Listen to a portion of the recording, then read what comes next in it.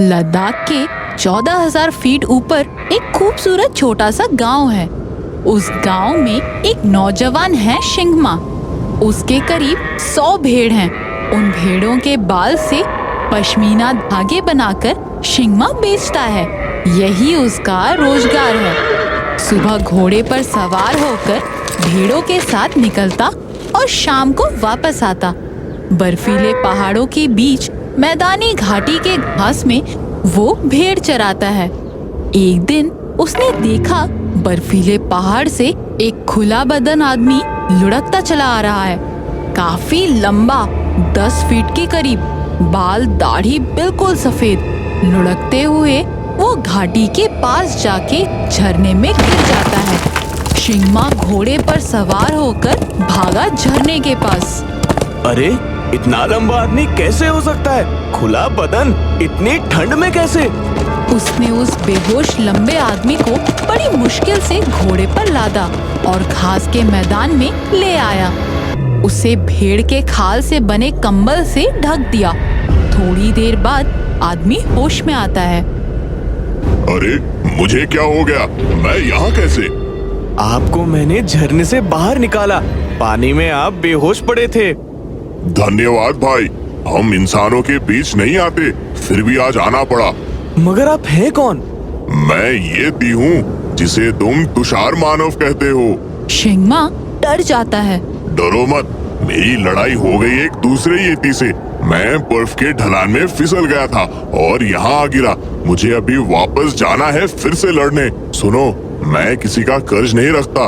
अगली बार जब भेड़ के बाल काटोगे तो ख्याल रखना, कुछ नया जादू होगा। आप ये कंबल अपने साथ रख लो, ठंड काफी है।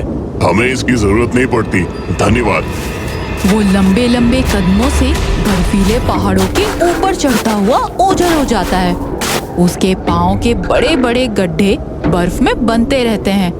इस वाक्य के बाद कई महीने बीत जाते हैं। शिंगमा इस जादू की बात को भूल चुका होता है। अब भेड़ के बाल बहुत बड़े बड़े हो गए हैं। इन पश्मीने बालों को अभी काटने हैं। आज शिंगमा इन बालों को काटने वाला है। वो बहुत सारे भेड़ों के बाल काट चुका होता है। जैसे ही वो एक काले भेड़ के बाल काटता है, ये क्या? ये काले बाल सोने के बाल में बदल रहे हैं। तभी बर्फ पड़नी शुरू हो जाती है। उस भीषण बर्फबारी के बीच निकल आता है वही येती। मैंने कहा था कुछ नया जादू होने वाला है। अब इस जादुई सोने के बाल को लेकर तुम्हें हमारे साथ चलना होगा। जब भी कुछ हम नया जादू करते हैं तो उसका कुछ हिस्सा बर्फीले पहाड़ की चोटी पर रखना पड़ता है। तुम्हें जाना है मेरे साथ। शिंगमा ने देखा येती के पीठ से 2 बड़े बड़े पंख निकल आए। अरे ये क्या? उसके भी पीठ से 2 खूबसूरत पंख निकल आए। लेकिन मुझे उड़ना नहीं आता। कोई बात नहीं, ये पंख तुम्हें उड़ा लेगा। दोनों उड़ चले।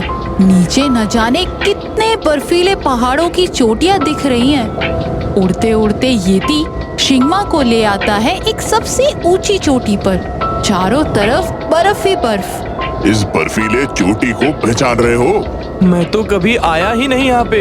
इसे तुम एवरेस्ट कहते हो। ये हमारे देवता का घर है। वो अपने साथ लाए काली भेड़ के जादुई सोने के बाल को रख देता है एवरेस्ट की चोटी पर।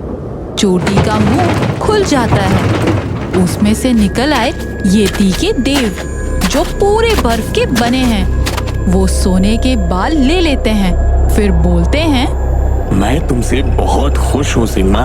तुम ये पंख हमारी तरफ से रख लो। साल में 2 बार जब भी तुम काले भेड़ के बाल काटोगे वो सोने के बनेंगे और उसी दिन तुम इन पंखों से उड़ सकोगे। तब तुम आकर एवरेस्ट की चोटी पर एक सोने के पश्मीना बाल छोड़ जाना। बचे सोने से लोगों की भलाई करना। इसके बाद येती शिंगमा से विदा लेता है और शिंगमा अपने घर लौटकर देव के कहे मुताबिक भलाई के काम में जुट जाता है।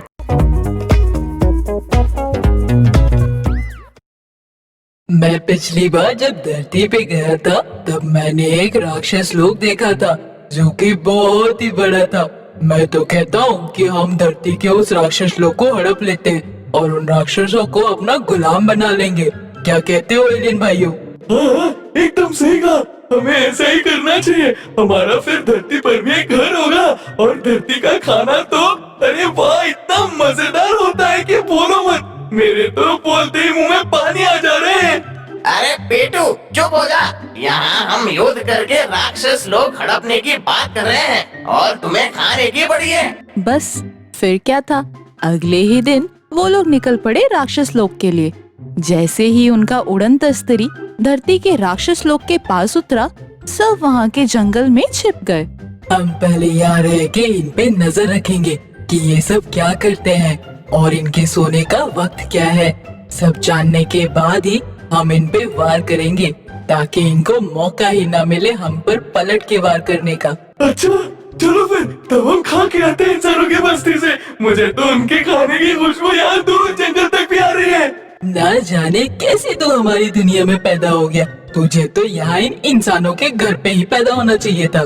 दूसरी तरफ राक्षस लोक में अच्छी खासी चहल पहल चल रही थी। इस बार बारिश आने से पहले ही हम अपने अनाज बचा के रख लेते हैं, क्योंकि पिछली बार हमारे सारे अनाज बर्बाद हो गए थे। इतने मेहनत से हम ये अनाज इंसानों के घरों से चुरा कर लाते हैं और बारिश की वजह से सब बर्बाद हो जाता है। जल्दी जल्दी हाथ चलाओ और जल्दी गड्ढा खोदो। अब चिंता न कीजिए भैया, बारिश आने से पहले ही हम ये गड्ढे अच्छे से खोद कर सारे अनाज इसी के अंदर छुपाकर बंद करके रख देंगे। कैसे बेवकूफ लोग हैं ये। बारिश का पानी क्या जमीन के अंदर नहीं जाएगा? सही कहा है किसी ने, ये राक्षसों के पास दिमाग ही नहीं होता। कुछ देर बाद कुछ राक्षस निकले इंसानों के घर के लिए। उन्हें खाना लेने जाते देख वो मोटा एलियन उनके पीछे पीछे चल पड़ा।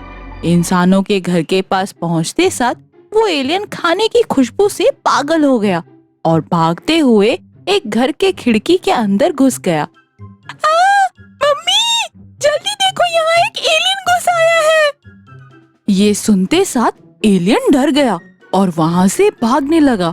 तब तक उस पूरे इलाके में पता चल गया कि वहाँ कोई एलियन घुस आया है। सब घर के बाहर भागते हुए आए और सबकी आंखें फटी की फटी रह गई, क्योंकि बाहर राक्षस इधर उधर भाग रहे थे और उन्हीं के साथ एलियन भी इधर उधर भाग रहा था। इस भागम भाग के चक्कर में राक्षस रास्ता ही भूल गए वापस लौटने का और कुछ देर बाद उनमें से एक को जंगल का रास्ता मिल गया। फिर सब उसके पीछे पीछे भागने लगे और उन्हीं के साथ एलियन भी उनके पीछे भागा और साथ ही वहाँ के सारे इंसान मशाल लिए जंगल की ओर निकल पड़े उन सबको खत्म करने के लिए। अरे हमारे साथ वो अजीब सा दिखने वाला प्राणी कौन था? ये हो ना हो ये सब उसी के कारण हो रहा है। इस दुनिया का तो लगता नहीं है वो। पीछे से एलियन उनकी बातें सुन रहा था। फिर उसने जवाब दिया, अरे बिल्कुल सही कहा। मैं तो यहाँ का हूँ ही नहीं, मैं तो अंतरिक्ष से आया हुआ यहाँ। मैं एक एलियन हूँ। और ये बात सुनकर राक्षस और भी ज्यादा डर गए। अरे जल्दी भागो रे, ये तो एलियन है। जाने हमारे साथ क्या क्या कर ले। हमारे पीछे पीछे दौड़ना बंद करो। दूसरी तरफ बाकी एलियंस अपने साथी को ढूंढने लगे थे, मगर उन्हें वो कहीं नहीं मिल रहा था। वो ढूंढते हुए उस तरफ बढ़ने लगे जिस तरफ से वो सारे राक्षस भागते हुए आ रहे थे। अरे ये अचानक से भूकंप जैसा क्यों लग रहा है? इस धरती पे न जाने क्या क्या होते रहता है। कभी तूफान तो कभी साइक्लोन तो कभी वायरस। इससे अच्छा तो हम वापस अपनी अंतरिक्ष में चले जाते हैं। तभी सारे राक्षस दूर से भागते हुए आ रहे थे। इससे पहले कि कोई कुछ समझे, सारे एक दूसरे को देखकर डर गए और फिर एलियन भी भागने लगे। ना जाने कौन किससे बच रहा था। कुछ देर बाद सब थक के रुक गए। देखो देखो, हमें कुछ मत करना। क्या ना आए थे हम राक्षस लोग पे कब्जा करने। यहाँ डर के भीगी बिल्ली बने बैठे हुए हैं। देखो हमने तुम्हारा कुछ नहीं बिगाड़ा है। हमें कुछ मत करना अपने जादू टोना से। और तब तक वहाँ इंसान अपनी मशाल लेके पहुँच गए। सारे एलियंस भाग के अपने उड़न तस्तरी में पहुँच गए और अंतरिक्ष की ओर भाग गए और सारे राक्षस अपने अपने पत्थर वाले घरों में छिप गए।